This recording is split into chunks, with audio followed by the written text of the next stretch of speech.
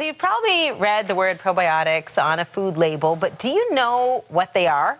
They're being put in an increasing number of products. So today, we're getting a lesson in probiotics with registered holistic nutritionist and contributor to naturallysavvy.com, Andrea Donsky. Always good to see you. Nice to see you too, Marcy. So what are probiotics? Because we see them on everything. Yogurt, just about every dairy product known to man now. That's right. So probiotics are friendly bacteria, or good bacteria, that we like to refer to it as, that's beneficial for our digestive system, our immunity, and our overall health. So super, super important for our immune systems. Why is it important for us to have probiotics? Because friendly bacteria help to stave off chronic diseases, illnesses, colds and flus, even depression. There's been a lot of research now on depression and probiotics. So very important. Okay, so what kinds of foods, Andrew, should people look for when they want to get the probiotics that you say we need? Right, so there's two ways that we can get the probiotics. There's through foods, which are fermented foods. So, for example, tempeh, miso, kombucha, kimchi. These are all real great ways to get the probiotics into your gut.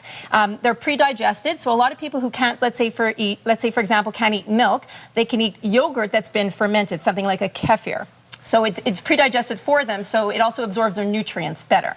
So there's a great example. So what you want to look for on a package is something that says fermentation. So that's the key word. That's the key word. It says also an alive food, so they are alive. And they're very smelly, so when you open the package, they should pop a little bit. So you'll see that fermentation process in the works. How much do you need? How do people know they're getting the right amount? Well, for example, one serving a day of fermented food is fine, because that'll actually put the probiotics in. But most people, what research is saying now is most people need at least 10 billion CFUs.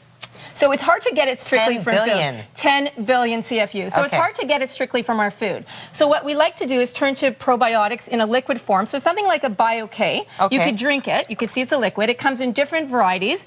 Each one of these liquid bottles have 50 billion CFUs. Okay, so would you drink that whole thing then? Or? Well, I do. I drink a whole one because I've been taking it for a while. But what I would recommend for most people is to start off with a quarter of the bottle and work your way up. Because what you can do is once you replace that good bacteria, it can cause a little bit of gas and bloating, which is normal.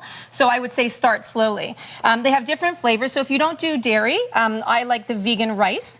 You can also, they have a soy version, but they also have a strawberry milk product, and it's all fermented milk. So again, it's pre-digested. It does, because it kind of looks like yogurt. How does it taste? I think it tastes great. Okay, I'm going to take it. And my 2-year-old daughter loves it. Absolutely loves it.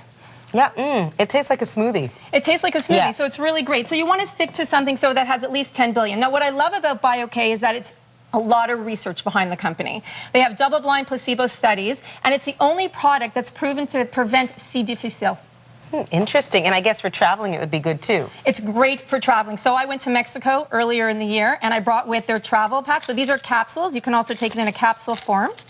You can see. Yes. So if you don't want to travel with the liquid, because these have to be refrigerated, so you could take with the capsules, and then you could take them every single day, which help to prevent you getting viruses or bacteria or just getting under the weather. Here's what I don't see here, yogurt. And you see probiotic yogurt just about everywhere. Tell me what the situation is with yogurt and whether we're getting what we need in yogurt. So yogurt, I mean, the kind that you find in the grocery store that has, 1 to 5 billion CFUs, it's just dessert.